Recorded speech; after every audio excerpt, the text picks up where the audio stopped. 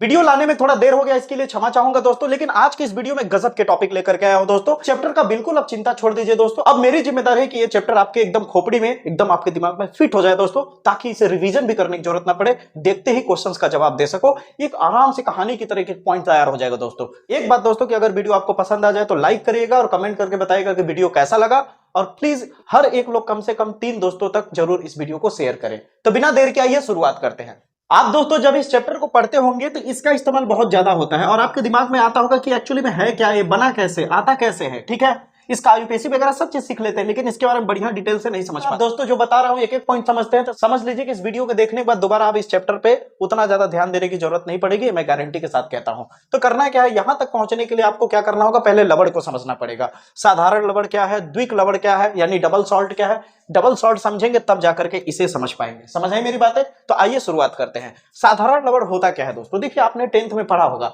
आपने ये पढ़ा होगा 10th में उदासीनीकरण अभिक्रिया, याद होगा जब अम्ल तथा क्षार की अभिक्रिया होती है तो लवण और जल प्राप्त होता है, पता है ना। तो वहां पे जो लवण, लवण यानी सॉल्ट, वो जो सॉल्ट प्राप्त होता है वो सिंपल सॉल्ट होता है, साधारण नमक होता है। क्या होता है? साधारण। जैसे मान लीजिए यहाँ पे मैंने एक अम्ल लिया और यहाँ पे क्षार लिया, ठीक है। यहाँ पे जब इसकी रिएक्शन हुई तो क्या बना, NaCl और H2O बना। क्या बना? NaCl और H2O। यहाँ पे जो NaCl है दोस्तों ये आपका लवण है। क्या है? लवण। और इस तरह से प्राप्त लवण को, अम्ल और क्षार की अभिक्रिया से प्राप्त लवण को साधारण लवण कहते हैं, ठीक ना। और यही जब साधारण लवण को, यानी इसी तरह का साधारण लवण अगर 2 या 2 से अधिक को मिला दिया जाए एक साथ तो जो बनता है दोस्तों उसे द्विक लवण कहते हैं। क्या कहते हैं? द्विक लवण। यहाँ पे क्या लिखा हुआ है, जब 2 या 2 से अधिक साधारण लवण आपस में मिल जाए तो वहां पे क्या बनता है, द्विक लवण कहते हैं। उसे क्या कहते हैं? द्विक लवण। जैसे एग्जांपल के तौर पे आप देख सकते हैं, यहाँ पे क्या लिया है, पोटेशियम क्लोराइड लिया है यानी KCl, और यहाँ पे लिया है MgCl2 यानी मैग्नीशियम क्लोराइड। अब जब इसको आपस में मिलाएंगे तो मिलाने के बाद क्या होता है कि इस कंटेनर में क्या होता है, छोटे छोटे क्रिस्टल तैयार हो जाते हैं। मिलाने के बाद क्या होता है, छोटे छोटे, जैसे नमक नहीं होता है, नमक, बालू, इस टाइप के, रेत, इस टाइप के छोटे छोटे क्रिस्टल इकट्ठा हो जाते हैं। और इन छोटे छोटे क्रिस्टल को क्या कहा जाता है, द्विक लवण कहा जाता है। जैसे इसको मिलाने से क्या बना है, ये बना है, ठीक है। कैसे बना, किस तरह बना, वो आगे जानेंगे हम लोग। अभी जैसे बता रहा हूं समझते जाइए। पहला क्या समझा, साधारण लवण क्या होता है, अम्ल और क्षार की अभिक्रिया से प्राप्त लवण को साधारण लवण कहते हैं। और यही साधारण लवण जब 2 या 2 से अधिक बार इकट्ठा होकर के कुछ नया बनाते हैं, जो कुछ नया क्या है, क्रिस्टल है। कुछ नया जो बनता है वो क्या बनता है, क्रिस्टल। और उसी क्रिस्टल को हम लोग क्या कह देते हैं, द्विक लवण कह देते हैं। क्या कह देते हैं, द्विक लवण। ये जो क्रिस्टल बनता है ना, ये क्रिस्टल के भी 2 तरह का नेचर होता है। नेचर मतलब बिहेवियर, जैसे नहीं होता हमारा 2 तरह का नेचर है, कभी कभी खुश भी हो जाते हैं, कभी कभी दुखी भी हो जाते हैं, नाराज भी हो जाते हैं। उसी तरह इसका 2 तरह का नेचर होता है। उन 2 तरह के नेचर की वजह से एक नेचर इस तरह का बनता है, एक नेचर इस तरह का। आइए समझते आगे। अब दोस्तों ये बात आपको पता चल गया कि साधारण लवण जब आपस में मिलते हैं तो क्या बनाते हैं, एक क्रिस्टल तैयार करते हैं, और उसी क्रिस्टल को हम लोग द्विक लवण या योगात्मक यौगिक भी कहते हैं, ठीक ना।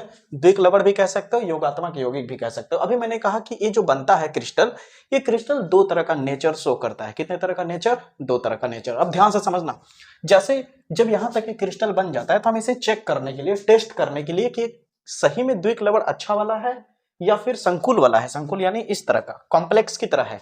तो हम लोग क्या करते हैं, क्या किया जाता है, इसको हम पानी में डालते हैं देखने के लिए कि इसके आयन टूट रहे हैं या नहीं।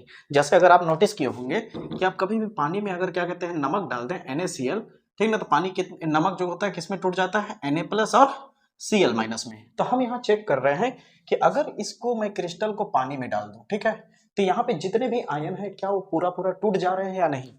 हाँ, तो यहाँ पे कौन कौन सा आयन है, पोटेशियम है। पोटेशियम के ऊपर क्या होता है, प्लस आयन होता है। क्लोरीन के ऊपर माइनस आयन होता है। मैग्नीशियम के ऊपर 2 प्लस आयन होता है। ये बात पता है। और ये पानी तो साइड रखिए इसको, ठीक है। अब जैसे ही मैं इसे पानी में डालता हूं तो होता क्या है कि इसको जब मैं इसे डालता हूं पानी में तो ये भी टूट जाता है। इसको मैं पानी में डालता हूं, क्लोरीन भी टूट के अलग हो जाता है माइनस में, मैग्नीशियम भी टूट के अलग हो जाता है, यानी सभी लोग आयन में ब्रेक हो जाते हैं। अगर सभी आयन में ब्रेक हो गए तब समझ लेना कि द्विक लवण नॉर्मल है, ठीक है। तब समझ लेना ये द्विक लवण साधारण वाला द्विक लवण है, यानी नॉर्मल वाला द्विक लवण है, जैसा ये लिखा हुआ है। जैसे आपको याद होगा फिटकरी, फिटकरी का फार्मूला क्या होता है, यहाँ चल रहा होगा, K2SO4 Al2SO4 का होल थ्राइस इंटू 24H2। ये नॉर्मल आपका द्विक लवण है, केवल द्विक लवण है, ठीक है। लेकिन याद रखना, अगर मैं इसे पानी में, जैसे यहाँ उदाहरण दे रहा हूं, ध्यान से समझना, बहुत बड़ा खेल होने वाला है यहाँ पे। अगर इन दोनों को, ये भी दोनों साधारण लवण है, ठीक ना, जब दोनों साधारण लवण को मिलाया तो बनने वाला क्रिस्टल क्या था, द्विक लवण था। लेकिन ये द्विक लवण जो था ये थोड़ा अलग तरीके का बिहेवियर दिखा रहा था। ये अलग तरह का बिहेवियर दिखा रहा था। आप कहोगे कैसे? जब मैं इसको इसमें पानी में डाला तो यहाँ पे कौन कौन से आयन है? के ऊपर होता है प्लस, Fe के ऊपर होता है 2 प्लस, साइनाइड के ऊपर होता है माइनस। जब मैंने इसे पानी में डाला तो कुछ खास चीज नोटिस किया, कुछ खास चीज नोटिस किया। इसमें क्या हुआ कि जो पोटेशियम है इन दोनों से टूट के अलग हो जाता है। पोटेशियम इन दोनों से टूट के अलग होकर के आयन में कन्वर्ट हो जाता है। पोटेशियम के ऊपर एक प्लस होता है, यानी ये आयन में बदल जाता है। समझ आई मेरी बात है? लेकिन यहाँ पे जो आयरन यानी लोहा और जो साइनाइड है ये दोनों आपस में चिपके रहते हैं ऐसे, हम नहीं टूटेंगे, समझ लो, ये चिपके रहते हैं, टूटवा नहीं करते हैं। यानी ये भी आयन में नहीं टूटता है, ये भी आयन में नहीं टूटता। जब ये दोनों आयन में नहीं टूटते हैं तो इसके लिखने का तरीका ऐसा होता है कि जो आयन में नहीं टूटेगा उसको मैं ब्रैकेट के अंदर लिखूंगा, जो आयन में नहीं टूटेगा उसको मैं ब्रैकेट के अंदर लिखूंगा। समझ आई मेरी बातें? अब ब्रैकेट के अंदर मैंने लिख दिया, यहां तक क्लियर है। अब हम ये देखते हैं कि जो आयन में टूटा है वो पॉजिटिव वाला है या नेगेटिव वाला। तो देखते हैं कि जो आयन में टूटा है वो पॉजिटिव वाला है, तो पॉजिटिव वाला हमेशा आगे लिखोगे, पॉजिटिव वाला हमेशा आगे लिखोगे, समझे? यानी ये हो गया पॉजिटिव वाला और ये डब्बा तुम्हारा हो गया, बोलो बोलो बोलो, निगेटिव वाला। समझे कि नहीं मेरी बातें? यहां तक समझ आया? अब आपको ये समझ आया कि ये किस तरह से लिखा जाता है, इसकी लिखावट कैसा है। शायद हो सकता है, झूठ मत बोलिएगा, शायद हो सकता है आपको पता ना रहा हो। ठीक है, अगर आपको अभी पता चला है तो तुरंत लाइक ठोकिए वीडियो को और कमेंट में बताइए कि हाँ सर सच कह रहे हैं आप कि मुझे अभी जानकारी हुई इसकी। चलिए आगे बढ़ते हैं। ठीक है, अब आगे बढ़ते हैं दोस्तों। यहां पे एक और खास बात, अगर मान लीजिए हो सकता है यहां पे प्लस ना टूटा होता, माइनस टूटा होता, तो यहां पे ना लिख के यहां पीछे लिखते, तो माइनस पीछे हो जाता और ये डब्बा क्या हो जाता, प्लस वाला बन जाता। समझ आई मेरी बातें? माइनस पीछे हो जाता, डब्बा क्या हो जाता, प्लस वाला। अब ये जो डब्बा बार बार कह रहा हूं, इस डब्बे को बोला जाता है, अंग्रेजी वाले बोलते हैं कॉम्प्लेक्स, कॉम्प्लेक्स, और हिंदी वाले बोलते हैं संकुल। क्या बोलते हैं? संकुल। और डब्बे के ऊपर जब आयन आ गया तो क्या हो गया, संकुल आयन। ठीक है, और ये जो बना हुआ है ये आखिरकार है तो द्विक लवण ही, क्या है, द्विक लवण, लेकिन इसका नाम बदल के हो जाता है कॉम्प्लेक्स सॉल्ट। इसको अब क्या बोले, अब इसको क्या बोला जाने लगता है, कॉम्प्लेक्स सॉल्ट। कॉम्प्लेक्स सॉल्ट का मतलब होता है जटिल लवण। कॉम्प्लेक्स सॉल्ट का मतलब जटिल लवण। मजा आया? चलिए आगे बढ़ते हैं। अब यहां तक अगर आपको समझ आ गया तब इसके अंदर में जो चीजें हैं उनको क्या क्या कहा जाता है, लिगेंड कौन होगा, सेंट्रल मेटल एटम यानी केंद्रीय परमाणु धातु कौन होगा, ठीक है, काउंटर आयन क्या होगा, सब कुछ बता रहा हूं। अब यहां तक अगर आप लिखना अच्छे से जान लिए तो वीडियो को प्लीज लाइक तो कर दीजिए। अब आगे बढ़ते हैं। अब ध्यान दीजिएगा दोस्तों कि यहां पर आपका जो ये ब्रैकेट पूरा है, ये पूरे ब्रैकेट जो है, ये पूरा ब्रैकेट प्लस में भी हो सकता है और माइनस में भी हो सकता है। सुन रहे हो मेरी बात, मैं क्या कह रहा हूं? ये पूरा ब्रैकेट जो है, डब्बा जो है, वो प्लस में भी शो कर सकता है और माइनस में भी। अगर इस डब्बे के इस पार अगर कोई चीज है तो वो पक्का गारंटी के साथ डब्बा जब पीछे हो जाए और इधर कुछ है तो डब्बा पक्का निगेटिव हो गया और इधर वाला चीज क्या हो गया, पॉजिटिव। इतनी बात समझ में आई?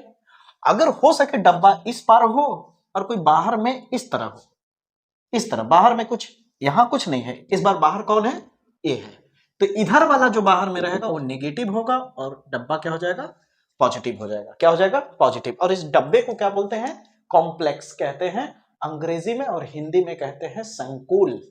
क्या कहते हैं, संकुल। इस पूरे डब्बे को हम क्या बोलते हैं, संकुल कहते हैं। क्या कहते हैं बच्चा, संकुल। और ये डब्बे के ऊपर जब आयन आ जाए तो बोलते हैं संकुल आयन, जैसे अंग्रेजी में कॉम्प्लेक्स आयन कहते हैं। क्या कहते हैं, कॉम्प्लेक्स आयन।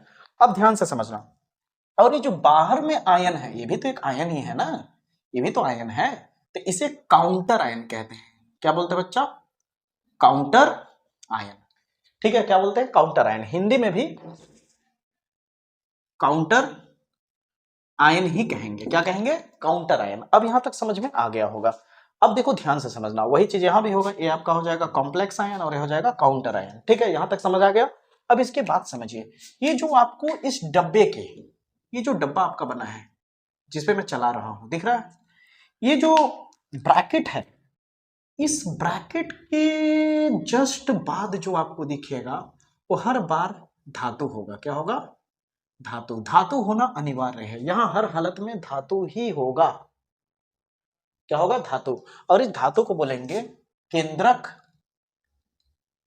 केंद्रक परमाणु या केंद्रक धातु परमाणु कहते हैं, जिसे अंग्रेजी में सेंट्रल मेटल एटम कहा जाता है।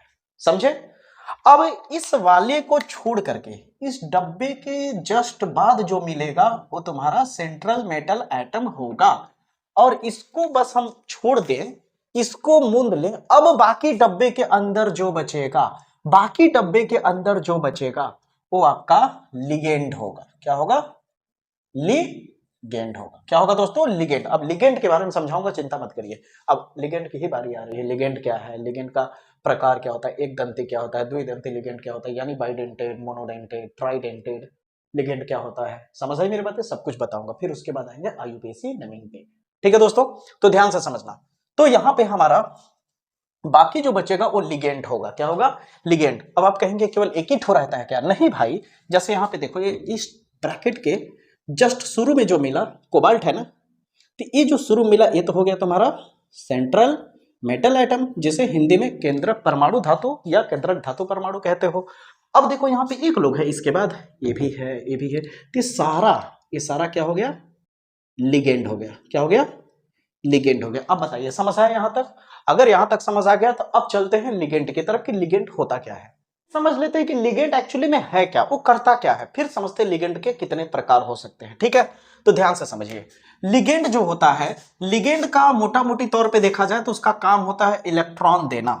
लिगेंड का काम क्या होता है? इलेक्ट्रॉन देना। अब आप कहोगे अगर दे रहा है इलेक्ट्रॉन तो लेने वाला भी तो कोई होगा ना, तो लेने वाला पड़ोसिया है ये, क्या बोलते हैं इसको? सेंट्रल मेटल एटम, जैसे केंद्रीय धातु परमाणु कहते हैं। ठीक है, ये इलेक्ट्रॉन लेता है। अगर सेंट्रल मेटल एटम को मैं यम लिख रहा हूं थोड़ी देर के लिए और लिगेंड को यल लिख रहा हूं, ठीक ना, तो लिगेंड के पास मान लीजिए 2 इलेक्ट्रॉन है। कितने इलेक्ट्रॉन?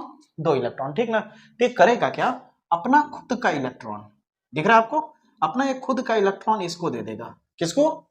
धातु परमाणु को। समझ आ रही मेरी बातें? और जब अपना खुद का इलेक्ट्रॉन दे देगा, तो अपना जब खुद का इलेक्ट्रॉन देगा तो ये इलेक्ट्रॉन यहां पहुंच जाएगा। ये वाला इलेक्ट्रॉन कहां पहुंच गया? यहां पहुंच गया, और लिगेंड के पास एक इलेक्ट्रॉन केवल बचा। ठीक ना, ते अपना ही इलेक्ट्रॉन दे करके अपने ही इस वाले इलेक्ट्रॉन से अपने ही इलेक्ट्रॉन के साथ जुड़ जाता है। क्या जुड़ जाता है? जुड़ जाता है।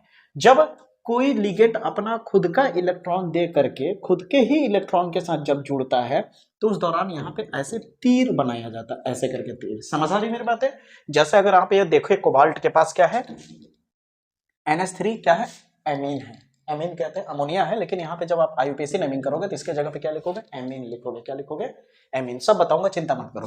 ठीक है, अब जैसे कोबाल्ट है तो कोबाल्ट को कभी कभी कोबाल्ट भी लिखा जाएगा, कभी कभी कोबाल्ट को कोबाल्टेट भी लिखा जाएगा आईयूपीएसी में। तो कब कहाँ क्या होगा सब बताऊंगा, चिंता मत करो। ऑक्सीकरण संख्या कैसे निकाली जाती है सब कुछ बताऊंगा। अब ध्यान से समझना, कुछ बातें बता रहा हूँ। जैसे मान लो ये कोबाल्ट है, ठीक ना, इसके पास कौन जुड़ रहा है? NH3। कितने बार? 6 बार।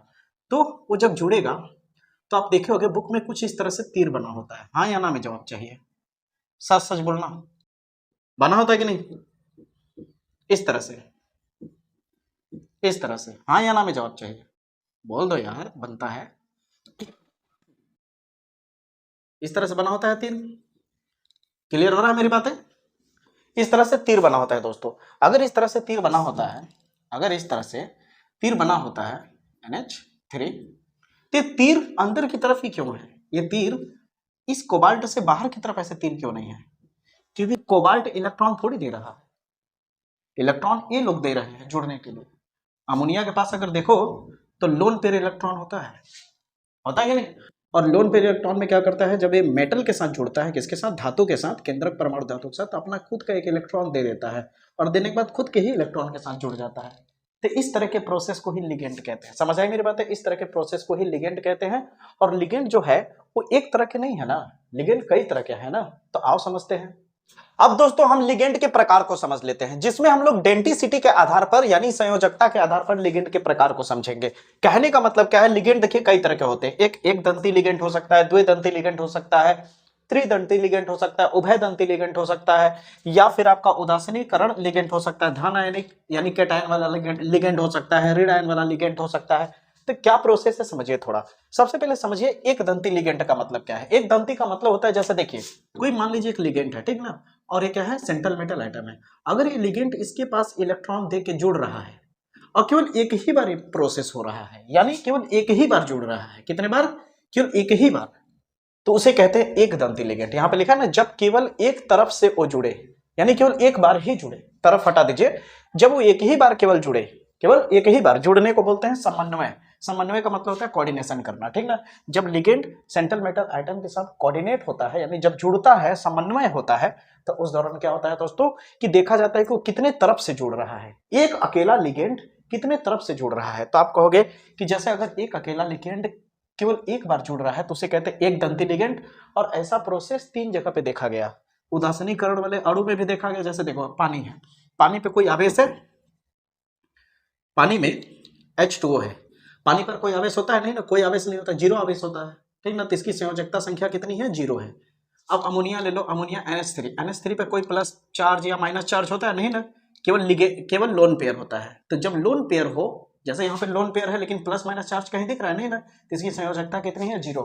ये सब जरूरत होगा, ये सब जरूरत पड़ेगा दोस्तों ऑक्सीकरण संख्या निकालने के लिए, तो अलग से मैं बताऊंगा, चिंता मत करिए, अभी स्टेप बाय स्टेप चल रहा है, ठीक ना। तो समझ में आ गया होगा।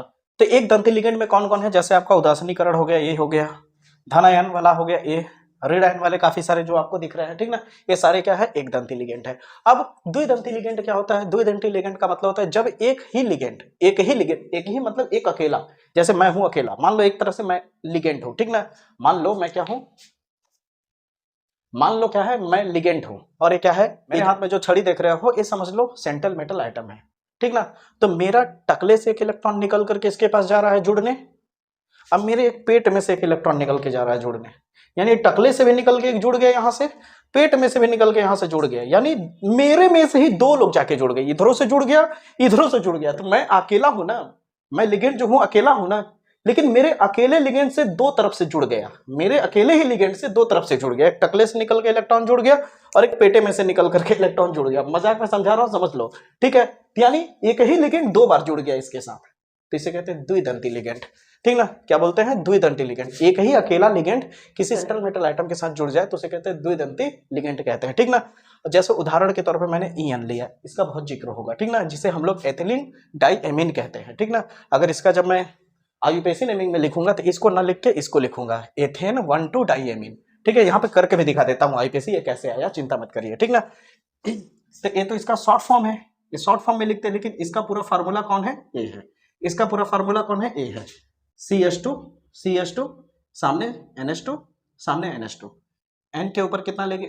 लोन पेयर है, एक लोन पेयर दिख रहा होगा, 2 इलेक्ट्रॉन को मिला करके एक लोन पेयर कहते हैं, ठीक ना। यहाँ भी एक लोन पेयर इलेक्ट्रॉन है, लोन पेयर, पेयर का मतलब जोड़ा, ठीक ना। तो एक लोन पेयर यहाँ है, एक लोन पेयर यहाँ है। तो होता क्या है, ये ध्यान से समझिएगा, एक तरह का लिगेंड है। क्या है दोस्तों? लिगेंड, सॉरी यहाँ पे क्या है? सेंट्रल मेटल आइटम है, ठीक ना। अब ये जो लिगेंड है दोस्तों, ये क्या करेगा? एक इलेक्ट्रॉन यहां से जा रहा है और एक इलेक्ट्रॉन यहां से, यानी इधरों से जाके जुड़ गया, टकलवों में से जाके जुड़ गया, पेटवों में से जाके जुड़ गया, लेकिन है तो अकेला ना, है तो अकेला ना। तो एक अकेला लिगेंड अगर 2 तरफ से जाके जुड़ रहा है तो उसे कहते हैं दोस्तों बाइडेंटेड लिगेंड या फिर द्विदंती लिगेंड, ठीक है। अब इसके बाद ट्राइडेंटेड लिगेंड बताने की जरूरत है नहीं, आप समझे गए होंगे, यानी एक अकेला लिगेंड 3 तरफ से जाके जुड़ रहा है तो उसे बोलते हैं ट्राइडेंटेड लिगेंड, ठीक है। क्या बोलते हैं? ट्राइडेंटेड लिगेंड बोलते हैं दोस्तों, जिसे त्रिदंती, ठीक ना, त्रिदंती लिगेंड कहते हैं। समझ आई मेरी बात है दोस्तों? अगर उससे भी ज्यादा अकेला जाकर के जुड़ रहा है तो चतुर्थ दंती मत बोलिए, उसके बजाय जब 3 या 3 से अधिक होने लगता है तो उसे क्या बोलते हैं? बहुदंती बोल सकते हैं आप लोग। समझ आ रही मेरी बातें? पॉलीडेंटेड कहते हैं इसे अंग्रेजी में। यहां तक आपको समझ में आ गया होगा। अब आप इतना समझ लिए कि लिगेंड के प्रकार कैसे बटे हैं, लिगेंड कितने तरह के हो सकते हैं। लेकिन अब मैं उन लिगेंडों को लिखाने जा रहा हूं यहाँ पे नाम, जो आईयूपीएसी नेमिंग करने में बहुत मदद करेंगे, क्योंकि समय बहुत ज्यादा नहीं है कि मैं हजारों लिगेंड लिखाऊं, ठीक है। मैं वही लिगेंड लिखाऊंगा जो आईयूपीएसी नेमिंग करते दौरान आपको मदद करेंगे, ठीक है। उनका ऑक्सीकरण संख्या लिखाऊंगा, फिर उसके बाद ऑक्सीकरण संख्या निकालना सीखेंगे, फिर उसके बाद आईयूपीएसी स्टार्ट हो जाएगा, फिर समाप्त। अब दोस्तों मान के चलो कि हम लोग आईयूपीएसी नेमिंग तक पहुंच ही गए हैं, बस 2 कदम बस हमें बचा हुआ है। अब 2 कदम क्या है? पहला कदम कि तुम्हें आईयूपीएसी में यूज होने वाले महत्वपूर्ण लिगेंड पता होने चाहिए और उसका ऑक्सीकरण संख्या पता होना चाहिए, ठीक है।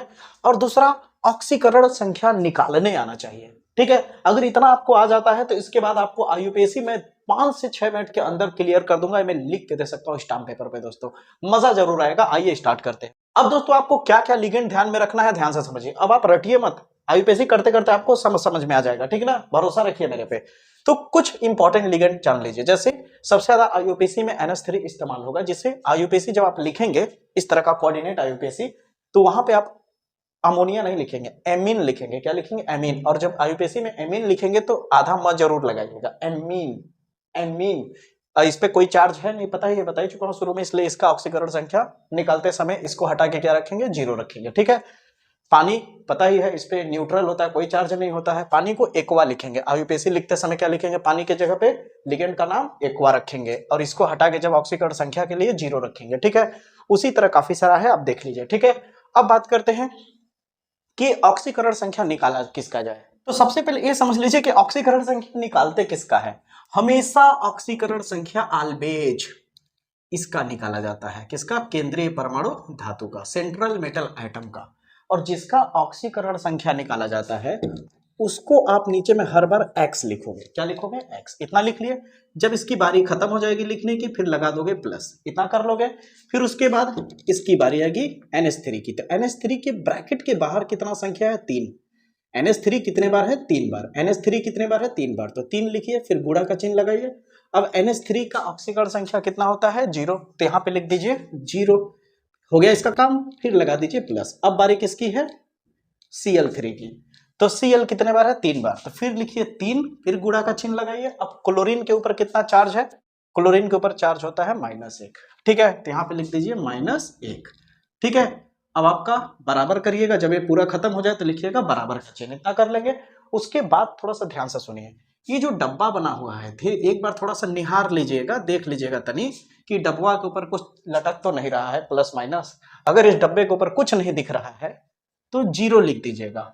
और अगर इस डब्बे के ऊपर जैसे कि 2 प्लस या 3 माइनस, अगर 2 प्लस दिख रहा है तो बराबर की तरह क्या लिखेंगे? 2 प्लस। अगर यहाँ पे मान लीजिए 3 माइनस दिखता है तो क्या लिखते हैं? 3 माइनस। और अभी यहाँ कुछ नहीं दिख रहा है तो क्या लिखेंगे? 0। अब बताइए, समझ आया यहाँ तक? अब इसे हल करते हैं। तो x, अब 3 का गुणा करेंगे 0 से तो पूरा वैल्यू 0 हो जाएगा, यानी इसका कोई मतलब है नहीं, तो बचा क्या? प्लस। 3 का -1 से गुणा करेंगे तो प्लस माइनस, -3 एक कम 3 बराबर 0। अब -3 उधर भेजेंगे तो क्या हो जाएगा? +3 हो जाएगा। अभी जो +3 आया है, जब ऑक्सीकरण, जब आईयूपीएसी नेमिंग करेंगे तो इसको रोमन नंबर में लिखेंगे 3। क्या लिखेंगे? रोमन नंबर में 3 लिखेंगे, समझ आया? यानी इसका ऑक्सीकरण संख्या कितना होगा? +3 होगा। समझे कि नहीं मेरी बातें? अब एक और देख लो। अब यहाँ भी इसी का निकालना है, तो जिसका निकालना है उसको लिखिए x। अब लेकिन इसके सामने कुछ है तो प्लस इधर लिखना पड़ेगा। कितना है? K 3 बार है, 3 लिखिए। गुणा पोटेशियम है, पोटेशियम का ऑक्सीकरण संख्या कहीं लिखा हूं? मैं नहीं लिखा हूं, यहाँ पे लिख लीजिए। K जो है, K का ऑक्सीकरण संख्या +1 होता है। कितना होता है? +1, तो यहाँ पे क्या लगा देंगे? प्लस का 1 ब्रैकेट करके लिखिएगा। अब इसका हो गया, फिर इधर लगाएंगे प्लस। अब C2O4 कितने बार है? 3 बार, तो पहले 3 लिखिए, फिर गुणा का चिन्ह लगाइए, और इसका वैल्यू होता है -2। कितना होता है? -2 लिखा है कि नहीं? मैंने ऑक्सीलेटर नहीं लिखा, यहाँ पे क्या हो जाएगा? -2। अब यहाँ पे क्या हो जाएगा? क्या इसके पावर में कुछ है? नहीं ना, तो क्या हो जाएगा दोस्तों? यहाँ बराबर में 0। अब इसे हल करेंगे तो 3 एक कम 3 हो जाएगा, प्लस x प्लस माइनस -3 दूनी 6 बराबर का 0। अब ये 6 है माइनस में और ये 3 है प्लस में, तो x 6 में से 3 घटेगा तो कितना बचेगा? -3, क्योंकि बड़े वाले तरफ का चिन्ह लग जाएगा, बराबर 0। तो x बराबर 3 उधर जाके +3 हो जाएगा। इसका भी ऑक्सीकरण संख्या रोमन नंबर में 3 आएगा। समझ आएगा नहीं मेरी बात है? आइए एक और देखते हैं, फिर स्टार्ट करते हैं। अब दोस्तों एक और देख लेते हैं, फिर बात करते हैं आईयूपीएसी नेम एकदम शानदार ट्रिक और टेक्निक के साथ। तो देखिए, MnX हो जाएगा, फिर प्लस लगेगा, पानी कितने बार है? 6 बार, फिर गुणा होगा, पानी का कितना है ऑक्सीकरण संख्या? 0, फिर बराबर, अब यहाँ पे लटक रहा है +2 तो हो जाएगा +2, x 0 आ जाएगा, गुणा करोगे 6 से तो 0 आ जाएगा, लिखने की कोई जरूरत नहीं है, तो बराबर में +2, यानी इसका ऑक्सीकरण संख्या क्या हो जाएगा? 2 आ जाएगा। उम्मीद करता हूं ऑक्सीकरण संख्या आपको निकालने आ गया होगा। दोस्तों आपको बिना कंफ्यूजन के यहां तक अच्छे से समझ में आ गया, तो प्लीज एक बार अपने दिल की आवाज सुनिए, वो कह रहा होगा कि इनको सब्सक्राइब कर दो भाई, प्लीज सब्सक्राइब कर दीजिएगा और वीडियो को लाइक कर दीजिएगा। आइए अब आईयूपीएसी नेमिंग की तरफ चलते हैं। तो दोस्तों आईयूपीएसी एकदम बच्चों जैसा न लगने लगे तो मेरा नाम बदल दीजिएगा दोस्तों, और अगर सच में मैंने जो बोला वो सच हो जाए तो वही एक गुजारिश है कि अपने 3 दोस्तों तक, कितना प्लीज प्रॉमिस करना कि इस वीडियो को 3 दोस्तों तक, ऐसे दोस्तों को भेजना जो वो देखें और देखने के बाद तुम्हें बताएं कि कैसा वीडियो लगा। जरूर तुम्हारी तारीफ होगी, लेकिन पसंद आ जाए तभी शेयर करना, मैं कोई जबरदस्ती नहीं कह रहा हूं। अब देखना ध्यान से, अब आईयूपीएसी की बात करते हैं। तो आईयूपीएसी का रूल क्या है समझो पहले। अगर ये डब्बा कब प्लस होता है कब माइनस होता है बता ही चुका हूं। अगर ये डब्बा तुम्हारा कॉम्प्लेक्स अगर पॉजिटिव हो, क्या हो, पॉजिटिव। अगर ये डब्बा प्लस है तो जाहिर सी बात है उधर पीछे की तरफ निगेटिव वाला है, ठीक है।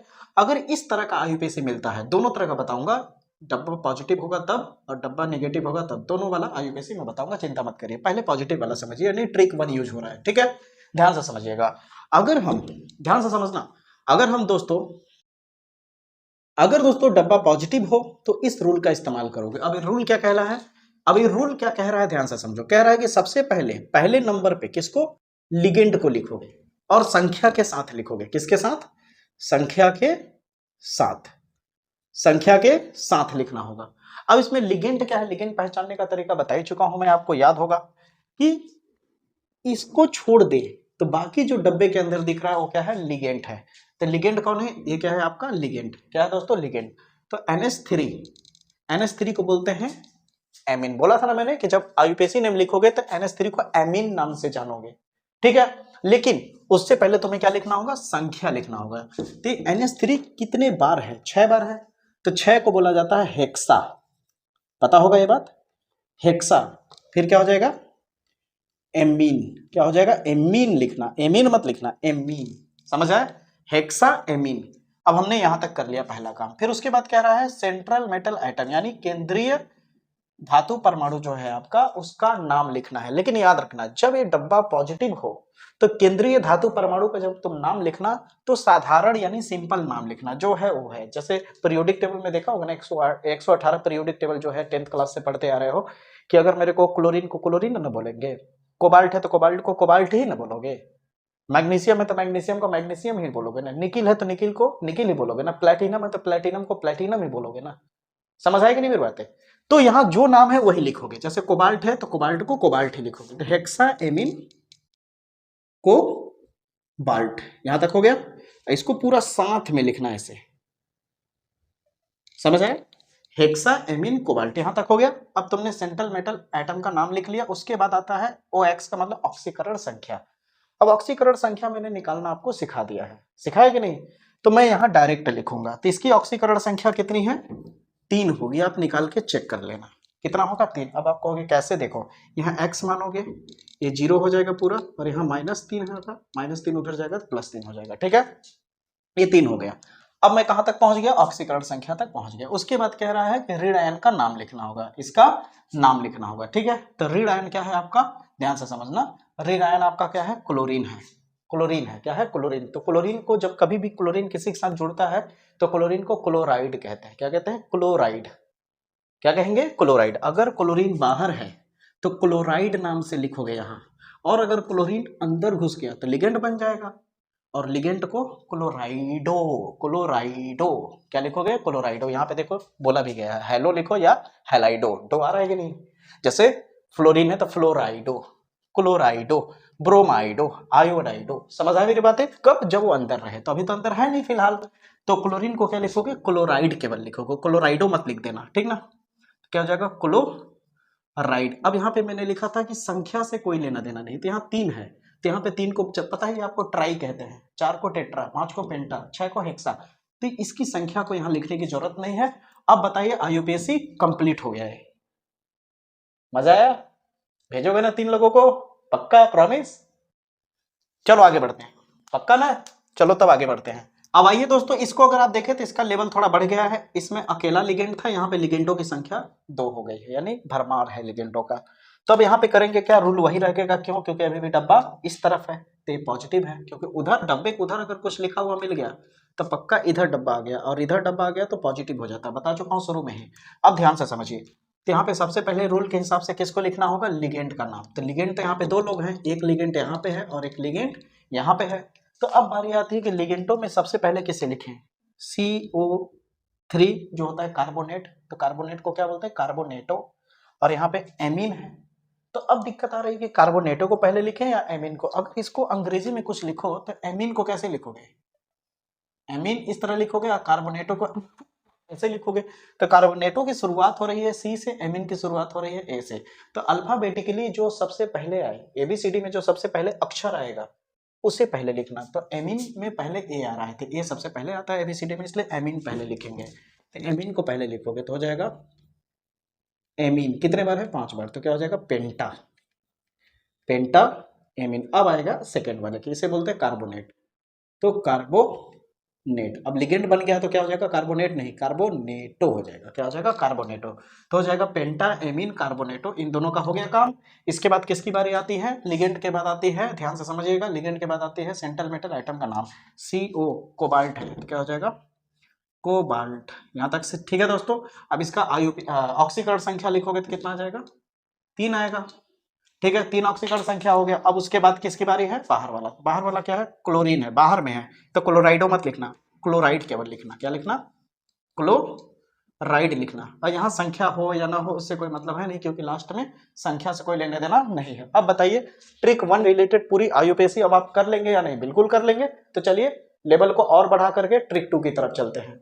अब दोस्तों जैसे ट्रिक 1 आपको मजा आया, वैसे ट्रिक 2 भी आपको बहुत मजा आएगा दोस्तों, पसंद भी आएगा। ट्रिक 2 में क्या कह रहा है कि अगर ये डब्बा उधर चला जाए, यानी अब इधर की तरफ हो जाए और डब्बे के सामने कुछ यहाँ लिखा हुआ मिल जाए, जैसे डब्बे के सामने आगे में कुछ लिखा हुआ मिल जाए, तो जाहिर सी बात है आगे वाला प्लस हो जाएगा और डब्बा माइनस हो जाएगा।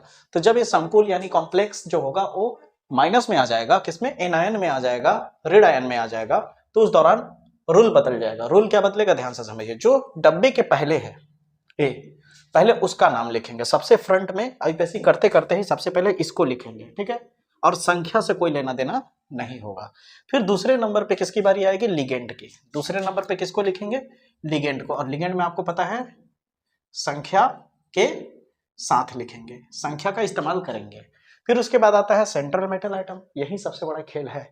जब ये डब्बा नेगेटिव हो जाएगा तो सेंट्रल मेटल आइटम जो है केंद्रीय परमाणु धातु, जैसे यहाँ पे है, यहाँ पे है, तो इनका नाम बदल जाएगा। जैसे यहाँ पे इसको फेरस कहते हैं, फेरस क्या बन जाएगा? फेरेट बन जाएगा, 8 लग जाएगा लास्ट में, नाम में 8 जुड़ जाएगा। जैसे कोबाल्ट है तो कोबाल्ट में ATE जोड़ दोगे तो कोबाल्टेट हो जाएगा, कोबाल्टेट। समझ आएगी नहीं मेरी बातें? तो उसी तरह से आगे चलना है। तो स्टार्ट करें। तो सबसे पहले हमें जो बाहर में है उसका लिखेंगे। तो के को बोलते हैं पोटेशियम, तो हो जाएगा पोटेशियम। संख्या से कोई मतलब नहीं है। फिर बारी आती है दूसरे नंबर पे किसका? लिगेंड का। तो लिगेंड इसमें क्या है? साइनाइड है। तो साइनाइड को साइनो या फिर साइनाइडो भी कहते हैं। साइनो भी लिख सकते हो या साइनाइडो। तो कितने बार है? 6 बार। तो क्या हो जाएगा?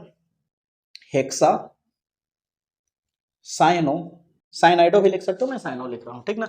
Hexa cyano potassium, hexa cyano. यहां तक हो गया, लिगेंड का काम हो गया। फिर इसके बाद किसकी बारी आती है बताइए? Central metal atom. Central metal atom में कौन है? ये है फेरस। फेरस को क्या बोलेंगे? फेरेट बोलेंगे। क्या बोलेंगे? फेरेट। तो पोटेशियम हेक्सा साइनो फेरेट, यहां तक हो गया। फिर उसके बाद किसकी बारी आती है? ऑक्सीकरण संख्या। जब इसका ऑक्सीकरण संख्या तो निकालना सिखा दिया हूं, मैं डायरेक्ट लिख देता हूं, ऑक्सीकरण संख्या इसका 2 आएगा। तो इसका आईयूपीएसी नेम हो गया पोटेशियम हेक्सा साइनो फेरेट 2 हो जाएगा। समझे कि नहीं मेरी बातें? अब यहाँ पे आपको दिख रहा होगा, इसका आईयूपीएसी नेमिंग आप करेंगे और कमेंट बॉक्स में जवाब देंगे, बताएंगे कि इसका आईयूपीएसी नेमिंग क्या होगा। दोस्तों मैं हल्का बता देता हूँ, यहाँ पे देख सकते हैं ये नाइट्रो है, ये साइनो है, ये कोबाल्ट है और ये पोटेशियम है। सिंपल है। ये दोनों अंदर आ गए हैं, 2 लिगेंड। तो अल्फाबेटिकली किसका पहले अक्षर पहले आ रहा है उसको पहले लिख दीजिएगा। समझ आया? बताइए दोस्तों आपको वीडियो कैसा लगा? अगर वीडियो आपको पसंद आया होगा, मजेदार लगा होगा, लगे कि मैंने जो शुरू में कहा था सच में वो सही हुआ, अब आपको इस चैप्टर का कोई टेंशन लेने की जरूरत नहीं है, आपको मजा आया होगा, समझ आया होगा, अब दोस्तों अपने दोस्तों तक वीडियो को शेयर करिए। अब आप सोच रहे होंगे कि सर इसमें अभी कुछ टॉपिक है जो इंपॉर्टेंट है, तो उसको मैं दोस्तों, इतना बड़ा टॉपिक है कि उसको मैं अलग से ही वीडियो लाऊंगा। जैसे कि आपका बैलेंस बॉन्ड थ्योरी हो गया, क्रिस्टल फील्ड थ्योरी हो गया, ये टॉपिक है, तो मेरा एक एक वीडियो इस पे आएगा। बैलेंस बॉन्ड थ्योरी पे एक वीडियो आएगा, क्रिस्टल फील्ड थ्योरी पे एक वीडियो आएगा। चिंता मत करिए, जल्दी ही आ जाएगा। ठीक है दोस्तों, बहुत लोग कहते हैं सर जल्दी जल्दी वीडियो लाइए। मैं आपको एक बात बताता हूँ, प्लीज सुनिए फिर जाइएगा। मेरे को थंबनेल बनाना खुद पड़ता है, एडिटिंग करना खुद पड़ता है, ठीक है, अब वीडियो बनाना खुद पड़ता है। मेरे पास उतनी बड़ी टीम नहीं है दोस्तों, ठीक है। हर एक चीज मिला करके देखा जाए तो थोड़ा वक्त लग जाता है, लेकिन जो भी कंटेंट ला रहा हूं कोशिश भरपूर कर रहा हूं कि आप तक सही से कंटेंट पहुंचा सकूं। मैं बिल्कुल आराम नहीं कर रहा हूं दोस्तों, तबीयत खराब है तो भी मैं आपको पढ़ा रहा हूं। आवाज से आपको पता चल ही रहा होगा, मेरे को सर्दी जुकाम बुखार टाइप का बहुत है, फिर भी मैं 2 बजे रात को कभी वीडियो शूट कर रहा हूँ, कभी 1 बजे शूट कर रहा हूँ, कभी दिन भर वीडियो शूट कर रहा हूँ, कोशिश भरपूर कर रहा हूँ। तो क्या अगर लगता है कि आपके कंधे से कंधे मिला करके जितना हो सकता है मैं चल रहा हूं, तो प्लीज ज्यादा से ज्यादा सपोर्ट करें, वीडियो को दोस्तों तक शेयर करें, चैनल को सब्सक्राइब जरूर कर दीजिएगा जो नए होंगे। मुलाकात होगी अगले वीडियो में, तब तक के लिए जय हिंद जय भारत।